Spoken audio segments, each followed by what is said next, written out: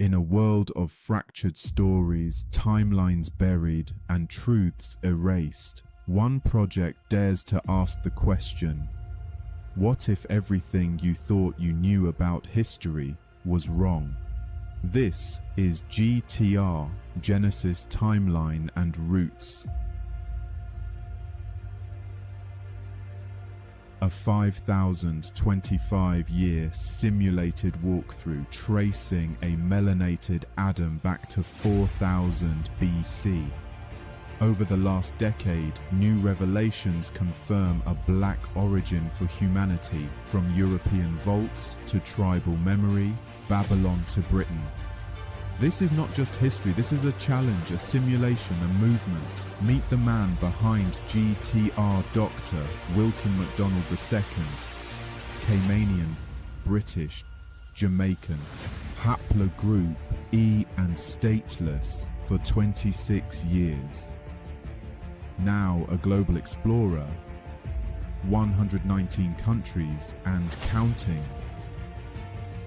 A hedge fund lawyer, a UK chartered accountant, a seeker of the lost archives of our people. But the question remains, if all black people came out of Africa, does that make us only African? Or are we also European, Scottish, Native American, Jacobite Hebrew, Asian? GTR exists to answer that question. You felt it your entire life, that there's something wrong with the world. A splinter in your mind. That splinter has brought you here, to GTR. Whites can't trace their roots before the 1800s. Where's ours? Where are the tribes? The languages, the kings, the queens, the true Hebrews? Where did the giants go? Where are the Neanderthals? Angels, aliens? Why do we speak in so many tongues? Was Babel just a myth? A memory? History has holes. Hollywood has lied. The system was never made for us to remember. Only 5 to 8% of people today are white. And what about the 1800 stories and postcards of the cabbage babies? But nearly all history books center their story. That doesn't add up. Atlantis, lost cities, vanished civilizations, or were they erased? Try GTR. Take the red pill and awaken to the truth of your ancestors.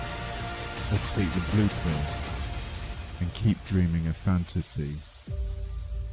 GTR. A simulated walkthrough of Black Hebrew history and eschatology. This is the beginning of remembering.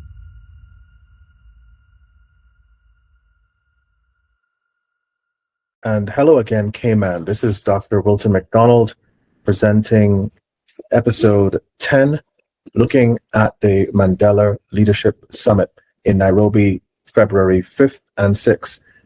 Now, there are many attributes, qualities of being a leader. Leadership means service, means empowerment, empowering people, inspiring, being an expert in an area or field. There are many qualities, but good leadership would embody all of the above. And it has this humanitarian service component. And we can discuss all of these qualities and what is to be a leader. But to be a good leader, to be a strong leader, one has to lead by example. And leading like how Mandela has shown us by sacrificing himself for sticking to his principles, morals, and for striving to help in a truly altruistic way, self-sacrificing way, in order to better his people. And it's sad that he's not around, because in the last 5 years, we're seeing a lot of changes and development in the history, like it is in this melanated Moors Quadrille painting. And I can't stress it enough that should the late Nelson Mandela seen this, just as how Jacob Zuma was shown this, and my trip to Burkina Faso, and just not able, just shocked, the pure shock of it and awe, because such a thing has never been conceived. The colonizers have always been white. The colonizers have been as a boogeyman. But as I said, Napoleon was black. These kings of Europe were black, from Augustus the Strong to Carl Gustav to Dominic Lubinski to the Count Friedrich von Eckstedt. These are all German, Polish, Swedish counts and nobles. And so it is that we have to help to just lead by example. And let me just go through the highlights of this conference and what it meant to me. The leadership conference, it showed where Ndaba Mandela was inspiring the youth, helping that they will lead out and strive to join government and be a part of the decision-making process to help to shape policy. We had people who showcased products. I saw where in one case, Benjamin, he produced a product that they're using magnesium, using minerals and just water and salt, and you can generate electricity. Powerful inventions. People who showcase apps to Google, to rival Google, to transmit and transfer money as an Uber alternative. Applications that can help Africa and those that operate in the diaspora. And this is true empowerment, this is leadership, and this is a way that the whole continent can grow in sync with the diaspora and the sixth region. And so I was pleased and honored to be a keynote speaker last week in Nairobi at the Glee Hotel at the leadership conference, and to work with the Mandela organization and to help to shape policy in light of all these revelations, in light of a melanated Black Europe, in light of the changes taking place in our world today. And at that conference, we had also a panel that was featuring women's rights and their advocates for equality. And we've been beating that drum for a long time. We want equal treatment, equal pay, and equal opportunities, regardless of course, race, regardless of sex. We should have these things even today in 2026.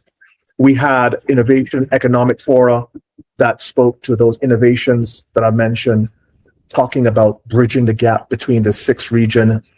You had a former Haitian ambassador, South Africa, talking that he is African because he is from Haiti, and Haiti is Africa because of the sixth region and the embrace of the sixth region when it comes to all things African. We had people who were telling their stories, even the youth, about their experiences in working with new technologies, with the educational system here, trying to invent and explore new avenues to grow Africa. And we can continue this list and this dialogue and how to improve Africa. But until the truth concerning Europe is made known and announced, then we will always be living in the shadows of the boogeyman that we create. We'll always be thinking, well, what can we do to improve Africa? Well, what we could do to improve Africa is to whitewash Europe, to make sure that Europe then stands head, neck, and shoulders in the sixth region, as part of the sixth region. We only consider the sixth region as the Black Caribbean, as those sort of Black territories in Black America. We don't think of the sixth region as the whole of Europe, because the whole of Europe, even parts in Asia too, Asia was melanated, was Black. And so we have to change our lens, change our focus, and change our approach to how we understand history. And this was, of course, a great start. This is a movement now in how we breathe life into the Mandela name, and doing things in his name. We treat it with respect. We treat it with reverence. We treat it with honor and dignity, because he stood for all of those things. And the panels addressing innovation, new products, technology, youth empowerment, addressing women's issues and rights. These are just some of the things, education, and just featuring some of the best and brightest people who are living in the diaspora, who are living here on the continent, and discussing their issues. For you, what role should the African diaspora play in growing the continent's creative industries? Okay, and thanks there. The sixth region is there to help Africa, and just in the past year, we've demonstrated that through Iberia and African Diaspora Development Institute to bring businesses and content creators to Africa, to Burkina, to Cameroon, to Mali, and the Sahel. And we want to duplicate that here in Kenya, and through the Mandela Leadership Institute and this continuing summits, we know we can strike a good partnership. But come on, let's be real. What really makes the world go around? Money, funding. This is what's lacking. There's so many people here with so many brilliant ideas. They need funding and access to funding. And when you have a world where you have 57 million millionaires and 2% would be black, this is a big problem. And we say, how do we inspire more people to climb up the economic ladder? Well, the game is rigged in a major way. We have African leaders, they're concerned with being in power for, 50 years or plus. We have a lot of corruption globally. We have banks, your banks, which are not even regionalized, but localized. I can't even send money here without getting blocked. And I have to have a $500, $300 in the hundreds rather than the thousands or millions to send, to fund these content creators, to fund youth businesses, to fund businesses. We have a rigged system. And the perception out there is Africa cannot manage. And this is why yesterday I brought it hard.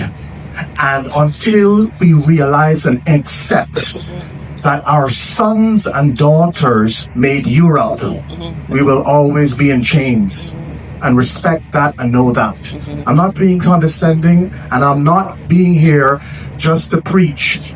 But until we accept the fact that Europe just 200 years ago was black, we will always be in the crib, in the coach toddler stroller, and they will keep Africa back because they say you can't manage. So we were going to give you this, and you better manage with this little. And we're always talking about the little bit instead of what we need to grow Africa, to remove the boundaries, to make sure Africa is visa-free and free movement of capital and free movement of persons, free movement. A United States of Africa. This is the vision and the goal that will transform all of us, and we won't have 57 million millionaires and 2% black. That stuff, I want to say another word, that stuff is evil. Okay? It's stark evil. 2% black. I know some people don't report. I know there may be 4% overall, but 2% legally is black out of 57 million millionaires and billionaires. And that stuff is wrong. We need to empower ourselves, and we can talk and have the biggest speeches, we can have the biggest plans, but without money and capital, we are held back. Just like a man trying to win a race, and he is tied his feet and bound. I say, okay, buddy, run now, run. Your time to run. The race has started, let's run. But your feet are bound. Clear out the special groups again, I said it yesterday, which country in the world, which continent in the world do you have where you can't control your own resources? Ground rights, the below ground rights, the air rights, everyone has their hands in Africa. You can't go to Texas, you can't go to Netherlands, you can't go to France and claim something. Which country does that? You have to be kidding, and it happens every day in Africa. Every day it happens here. That is the spider in the room. You're focused, and everyone's focused on cobwebs. Everyone's focused on symptoms and not the disease. Everyone's focused again on cobwebs and not the spider. Find the spider. Get the restrictions and restraints free, and know that Europe was black. If we accept that, this will transform this whole place in an instant. And with that, I said, thank you. Thank you, sir. So, I would like. Which is one misconception that you have noted people have about Africa, and you like them to change about that that we didn't contribute anything Yeah. to the world civilization, that we are benefiting on the consumers. Yeah. We are only buying. The fact is that people have left Africa from the Olmecs, from the time going back 4,000 years ago. We know the faces in America. Yeah. My ancestors left to go to Scotland. Yeah. We have built up Europe. So the things that you think, the Adidas, the Nike, the Mercedes-Benz, all the brands that you think, the Rolexes, this is from a European country and continent that our African brothers and sisters built up. Yeah. So the worst and the wicked and vile misconception is that when you go outside, they think you're African, you're black, you contributed nothing to civilization and to progress, to history. When 200 years ago, our planet was fully melanated. Our planet was black. Yeah, definitely. And that's the message I want to convey. As ADDI, we represent thousands of members. They have businesses, and by working through organizations, and we have this leadership summit, we have the work that Ndiba is doing on behalf of the Mandela family, that is a portal, but people could plug into and then voice their needs, and just work through those organizations until they get the voice, and the government gives them the voice that Ndiba was talking about by youth representation. But it has to come from the political side. They have to mandate it. But the youth can go ahead. They can bump their politicians to be a part of the process. But until that happens and change happens, it's going to take, leaders, myself and others, to ensure the needs are met at the bottom levels. And again, I must stress that we can talk at length about the issues. We can write a whole book and new books on Africa. But if we only see the cobwebs and not the spiders and the root problem, if we see only the symptoms and not the disease, we just see the forest, but we can't even focus and address our lens and eyes to the trees. What are we doing? I mean, we're talking about helping Africa, but Africa is in chains. I've been to Central African Republic. Why do we have the UN? Is someone policing the aquifers, the minerals, the rights? Because I didn't feel unsafe at all. I didn't feel, same as Burkina Faso. I didn't feel, even in Nigeria, where there are military escorts. Everywhere you go, and I would go, we would have armed personnel to accompany. I never, ever felt unsafe. I never felt that I had to, oh my God, I better be careful now because it's dangerous. In all my times in visiting Africa and being in Africa, I've been met with the hospitable treatment, with kindness, and just genuine concern.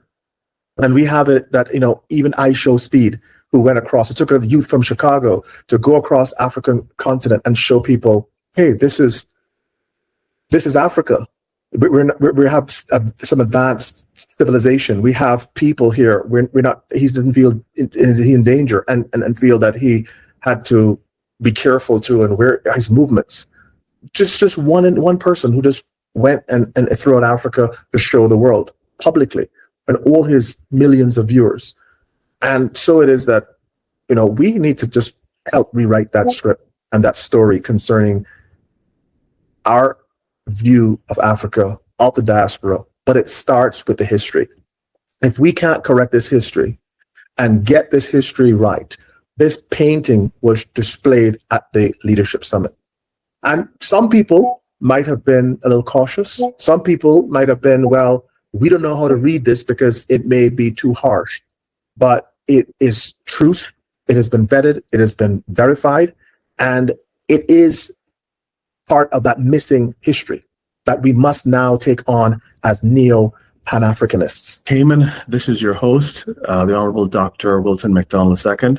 In this episode, we'll be looking at the highlights of last week's Leadership Summit in Nairobi, Kenya, on the 5th and 6th. But I arrived a bit early because there were press conferences and the build up to planning and executing for this event under the able leadership of Ndaba Mandela, his grandson of the late Nelson Mandela. And there were several dignitaries attending the event. We had ambassadors, we had members from the UN, Ambassador Dr. Amina Mohammed. We had people from Silicon Valley who had interesting applications to showcase just the strength of the power and technologies and what's available in the diaspora, the sixth region, like I. Benjamin and many others. But there was a large showing of youth. It's just showing that, the youth are definitely engaged and involved. And I know that the unemployment is high among the young people, and some of them may feel disconnected. But one thing Ndaba Mandela encourages that the young people must push for representation, that their voices must be heard, that it's not just about single African leaders leading the way, but also that we can have the youth who are the lifeblood of any society. This represents the future. And so it is, we need to have the young people represented at all levels, in government, in the ministries, so that we can have a pipeline of ideas flowing from those youth, which are really the next generation coming up. And to cement the diaspora, the sixth region, we should also have continuing dialogue and representation. I know the work that the ambassador, Dr. Rukana Chimbozi, who heads ADDI, the African Diaspora Development Institute, which I was appointed CEO. We are doing great work in West Africa, in Burkina Faso specifically. There were conferences, at least 2 missions there last year and the year before, and we are going back again in April to not only talk about the issues arising in the sixth region and the diasporas, but also to bring businesses, to bring people and resources, bring them to the continent and connect up the continent with the sixth region. This is all important for the sustainability and the long-term growth and the relationships for amongst all melanated people now. So the Leadership Summit formally in Kenya by the Mandela family, that kicked off on the 5th and 6th, and we featured youth ambassadors, people who are in academia, who are in the universities, and their voices, of course, were heard.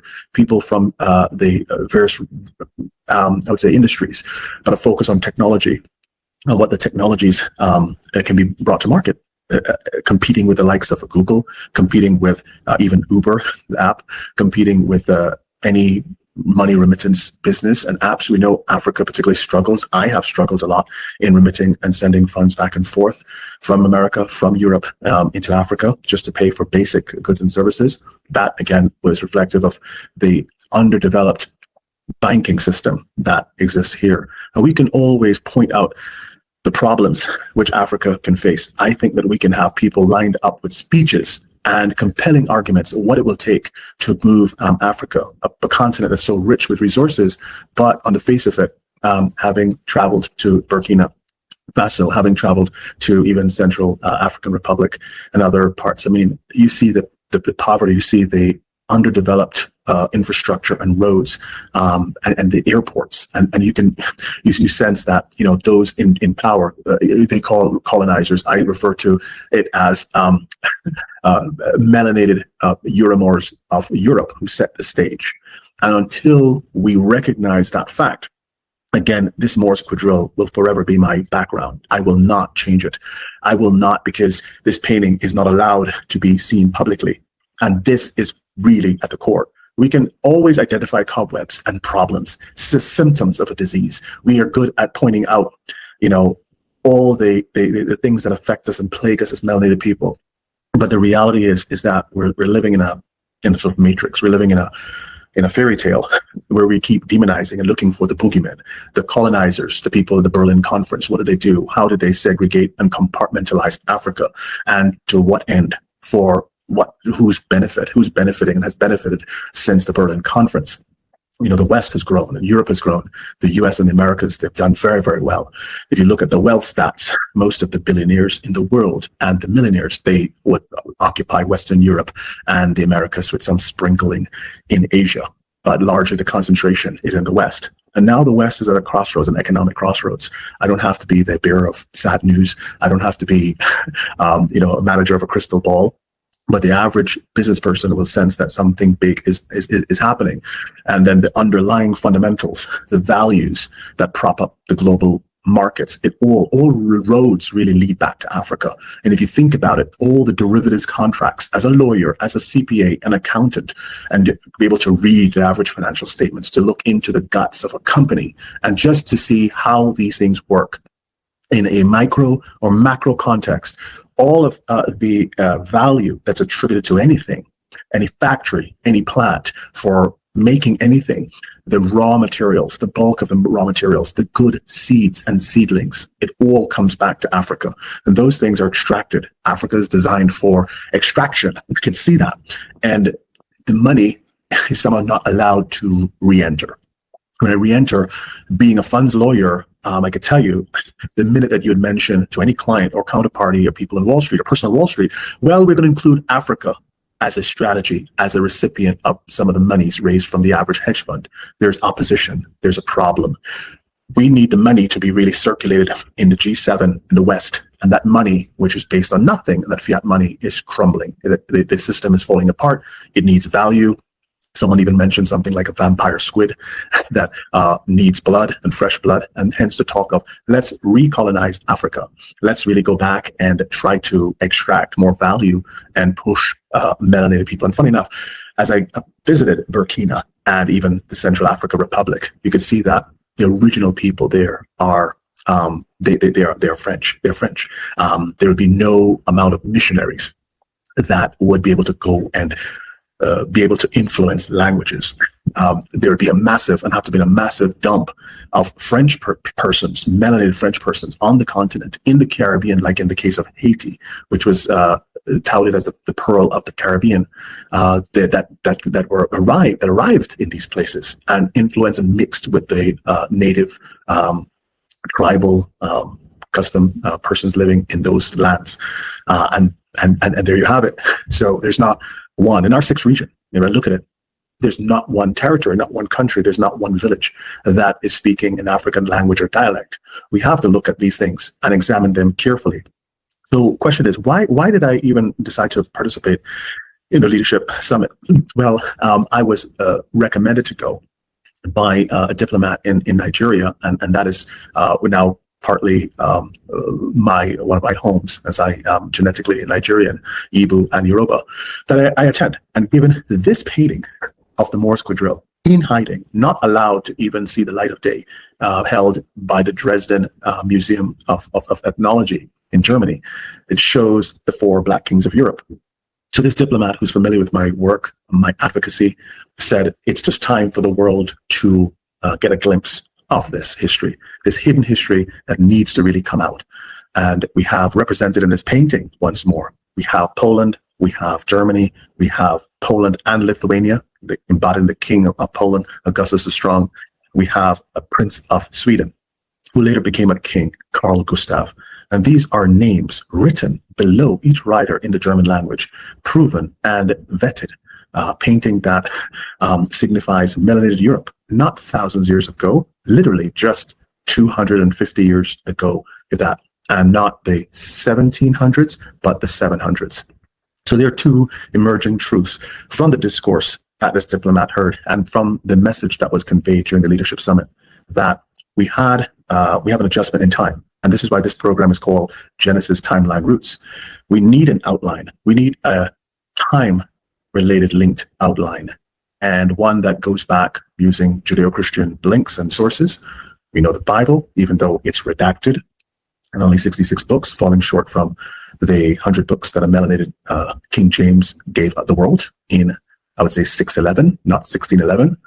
And we have to look at a timeline. So that timeline is roughly 5,026 years, going back to a melanated Adam in 4000 BC. And that construct, that timeline, it's important because as I presented at the Leadership Summit, there are two schools of thought here. One in which we look at creationist science, and yes, call it creationist science, not the oxymoron, but this creationist science. And the scientists who are serving a higher power, they are religious and both spiritual, and they are scientists too, like Dr. Nathaniel Jensen and others. And they have come up using even the synoptic gospels, and one can flesh out a timeline of 60 to 64 generations spanning a melanated Adam to Christ. Then from there, that's where it gets hairy, because even the Christian scientists would say, well, we accept that it might have been dark ages, but not kicking the tires hard enough, not opening up the primary sources, which are very clear on point. And you just can't just close your eyes. For me, looking at those primary sources, some of them books like the Vandalic Wars published at Harvard University Press, and looking specifically at the lives of the Vandals and the Visigoths and the persons who defeated Rome in 476 or 5th century AD, what do you know of the lives of these people? Don't just take anyone's word. Don't even take my word for it. What do you know about the lives, how they lived? How did they exist? What were the feats and the conquests after sacking Rome?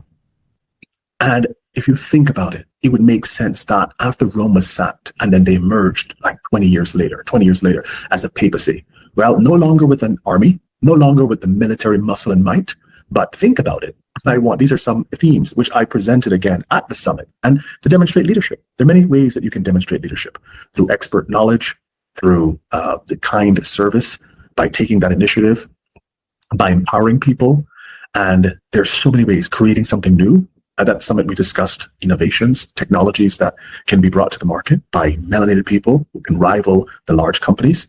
But back to my point, when we're talking about the timeline, and it's important to get that because it's ranging between 5,000 and 6,000 years. So after Rome was sacked in 476 AD, everything, according to Bible, Christian, everything goes to plan. We all know the color thing is something we have to discuss, because even in the Adventist and Mormon and other Christian, faiths, we see white people emerging and appearing in the Bible illustrations of all the patriarchs and figures.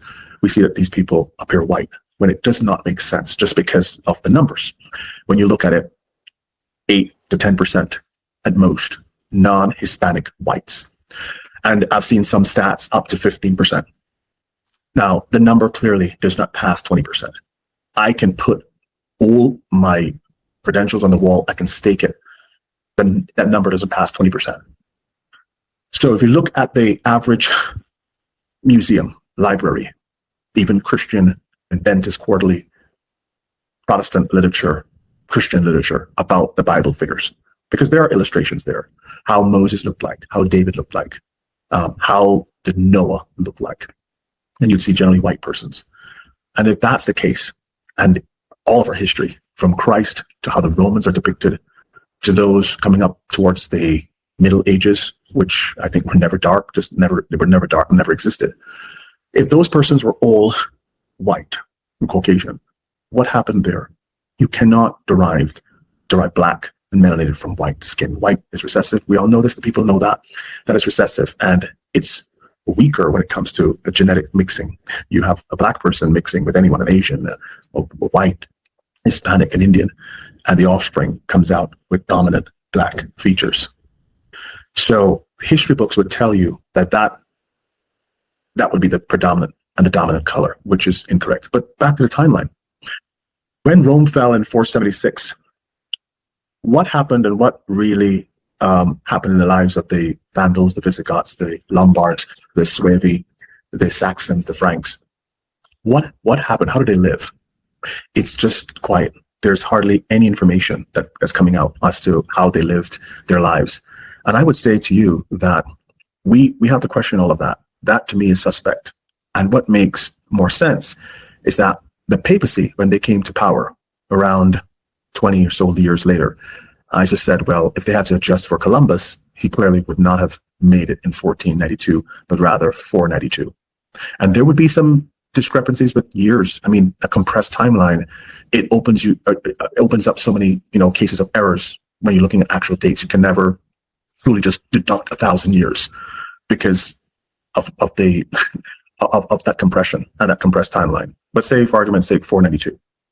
And that was Columbus, not just an Italian, but a Roman. He was a Roman for a reason, not just happenstance. He was just an Italian. And Black Columbus, with the idea and the power of the papacy, because they, of course, went begging for money from their conquerors, from the Franks and the West. And so they made themselves a superpower. And we could see immediately that there was fighting. There was the Church of England, Henry VIII, who I feel he was a brother. I've seen coinage in his nose, his face is torn off. That's the typical signature, like the thousands of images that I've seen.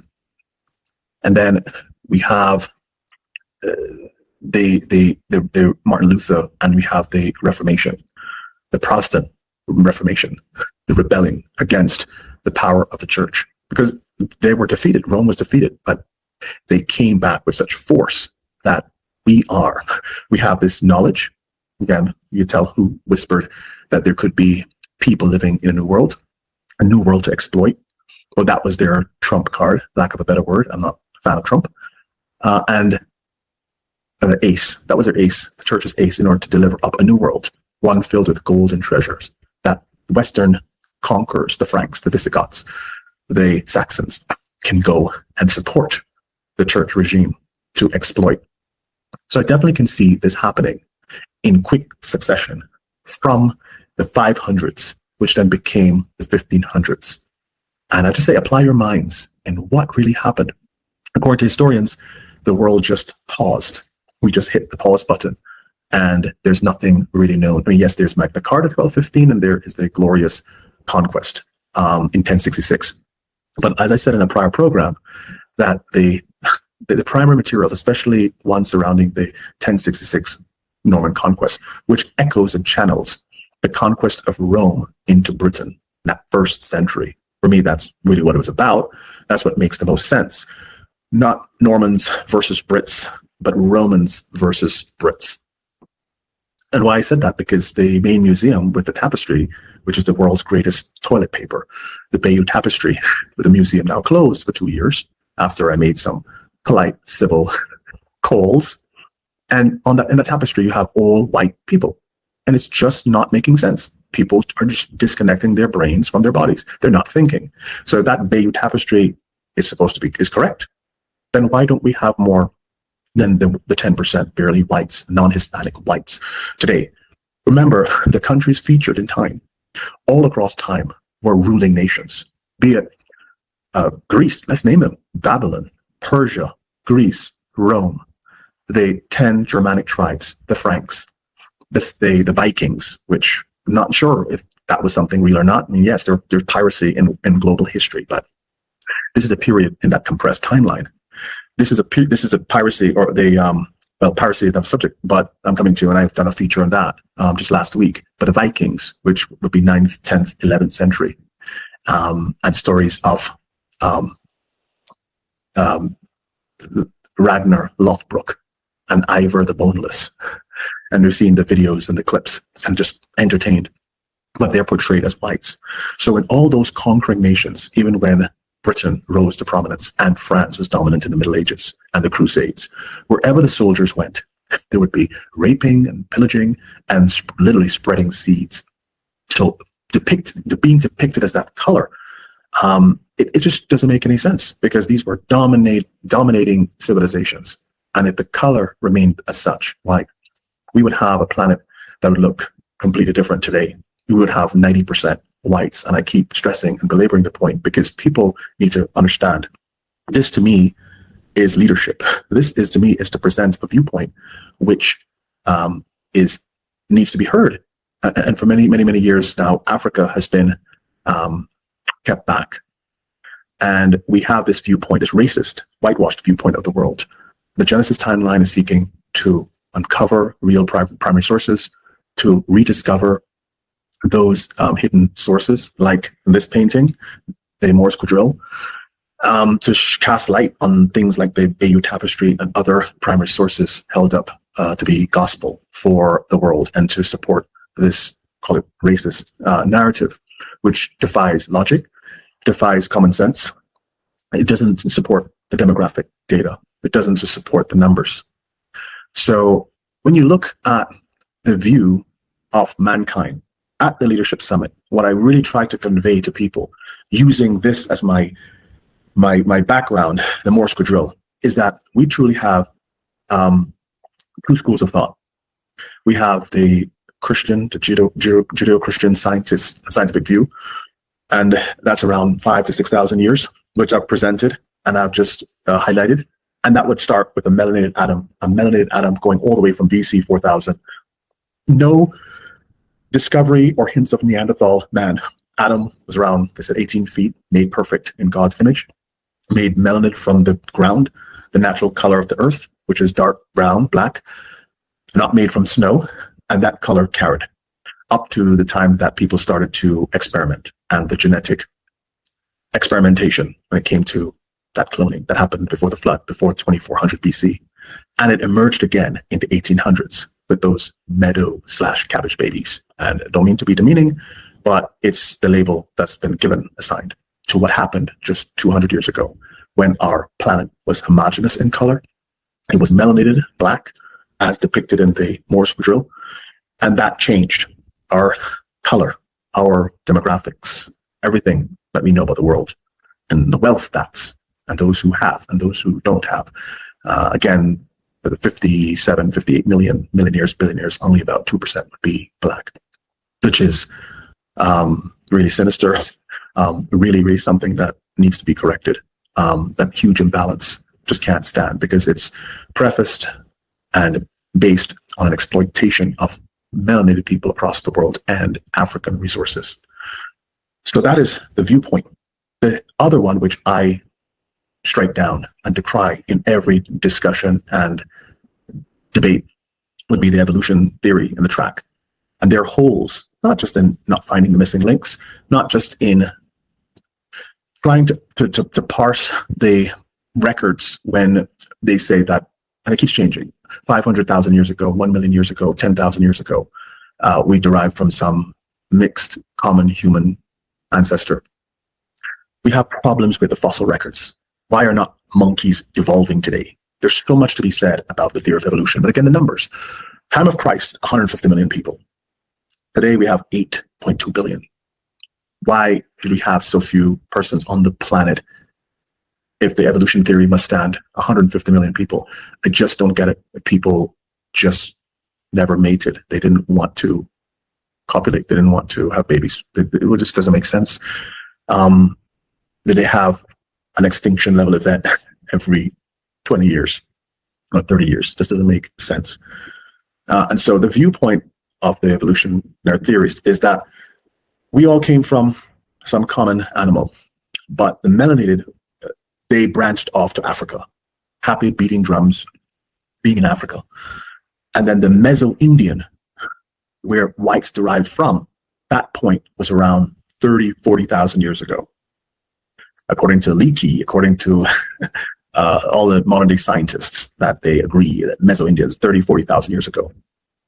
Now, the problem here is that when you get to, first of all, there's not much time that would allow for those structural changes. Or the Meso-Indians became light because people moved up north and the nose would close in and constrict, and the nose bridges, and the skin would be pale. That's 30, 40,000 years, which in itself doesn't make sense because of the lack of, the low population numbers, which the UN has vetted at the time of Christ. 150 million people, which they put up to 220 million. But it's 150 million to 220 million. When I started my studies 5 years ago, that number was 150 million people. But according to the story, the Meso-Indians led to the whites, and then the whites then would lead to the Aboriginal people.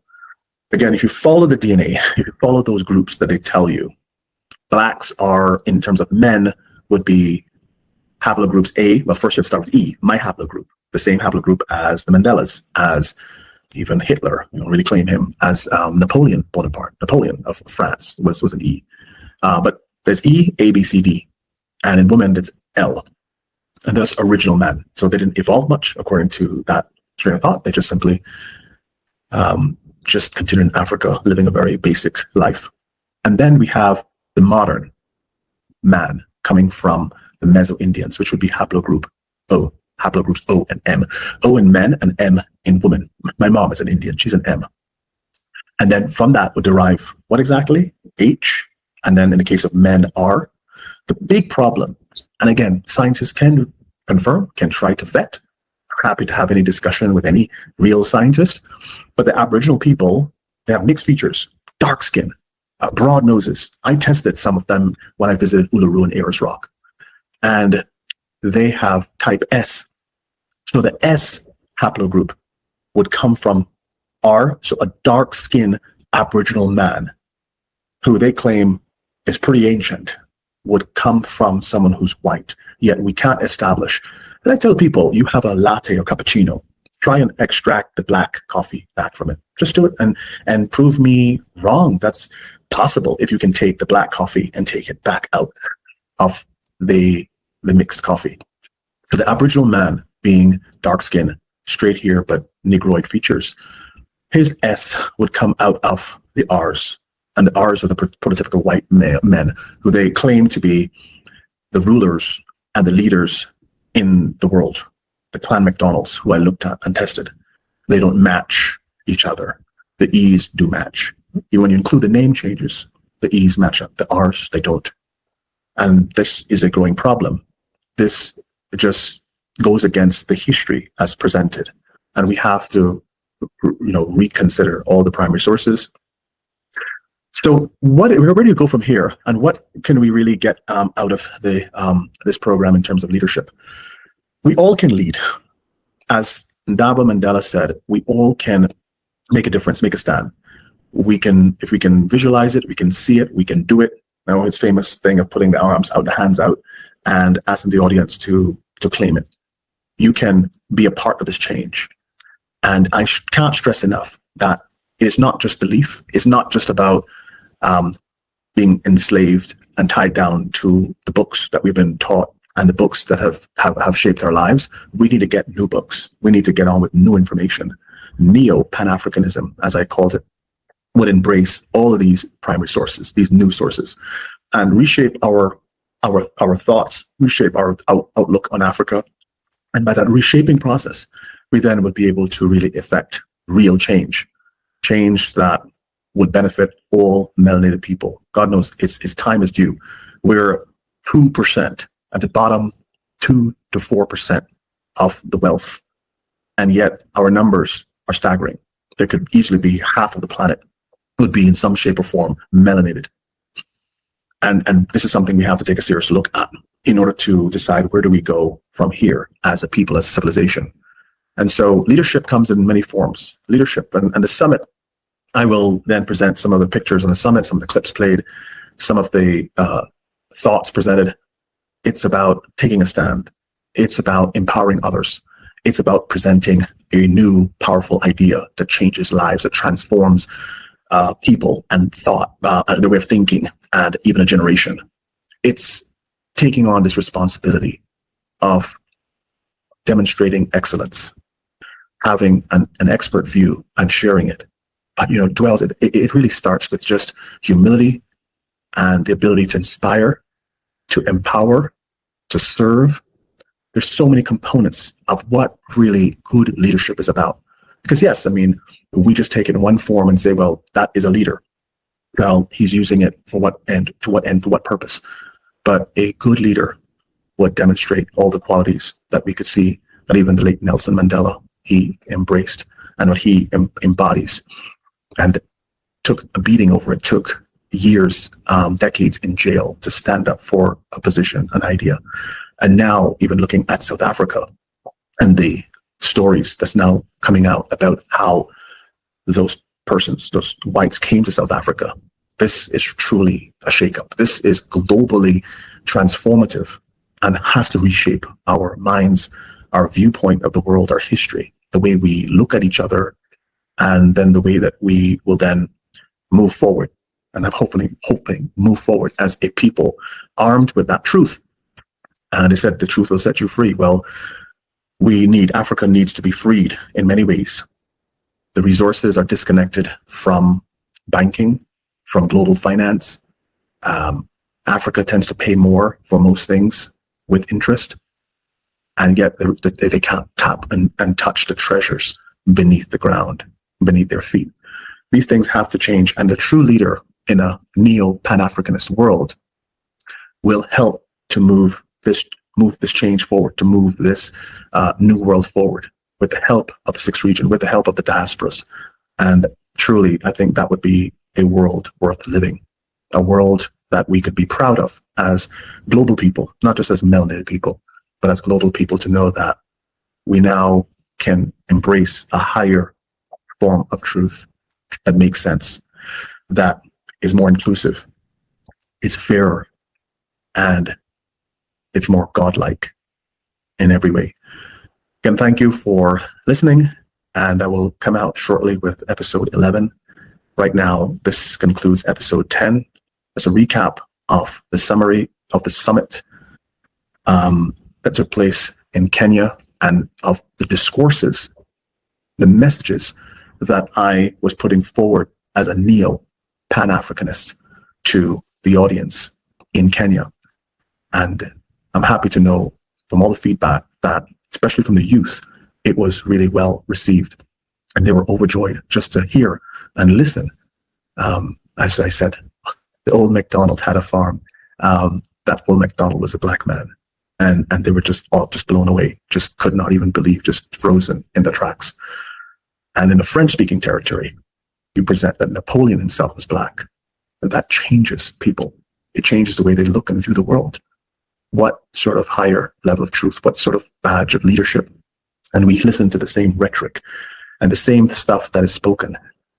When we hear things like this, when we see the visuals of the Moors Quadrille, then we know that this is truly not just inspiring, but that is really true leadership. Thank you for listening.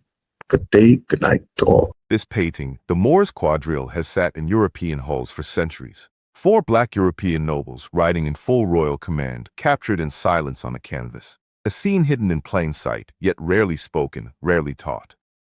That makes you wonder, if this survived on the wall, what didn't survive in the books?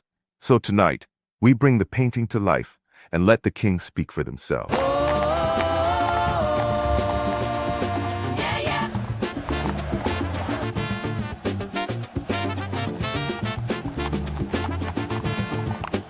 Jestem Jerzy Dominik Lubomirski. Jestem czarnym księciem Europy.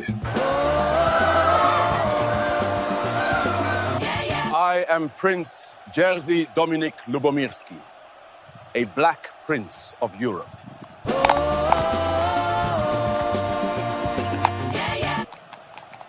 Ich bin Friedrich Vitzthum von Eckstedt, ein schwarzer Graf Europas. I am Friedrich Vitzthum von Eckstedt, a black count of Europe.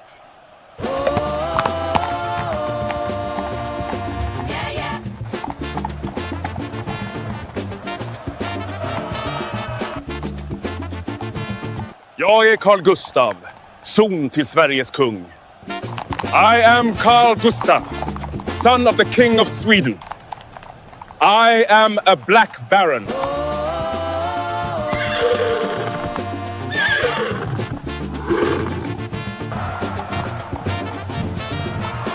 Nazywali mnie Augustem II Mocnym, królem Polski i księciem Litwy. They called me Augustus the Strong, King of Poland, Duke of Lithuania. And I am a black man.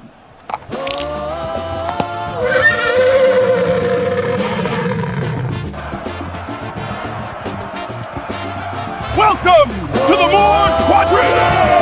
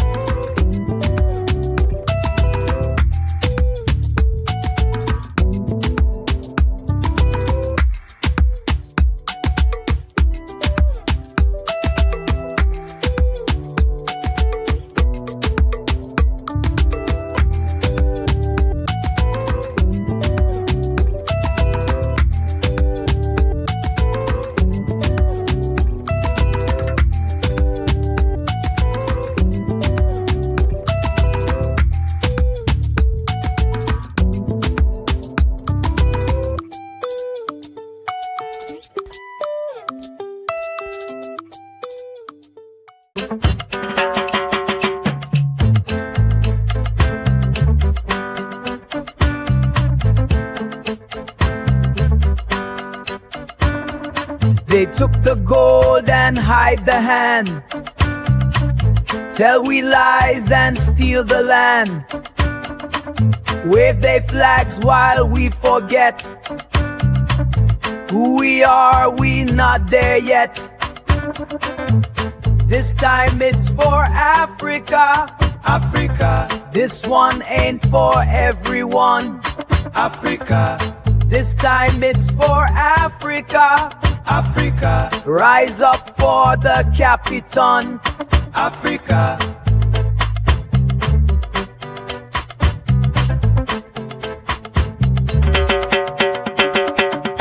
They took the food and sold it high. Now we plant and multiply. They took the gold and fed the rich. Now we share to fill the ditch.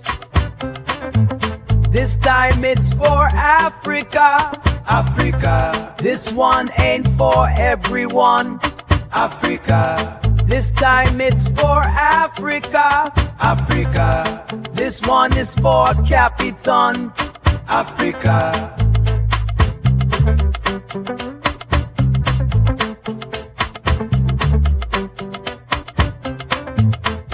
This time is for Africa.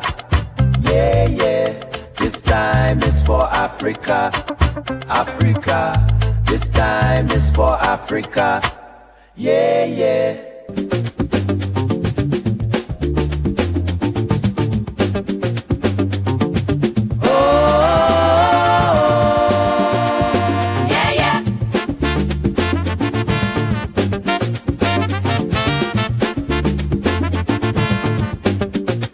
They took the gold and hide the hand. Tell we lies and steal the land. Wave their flags while we forget.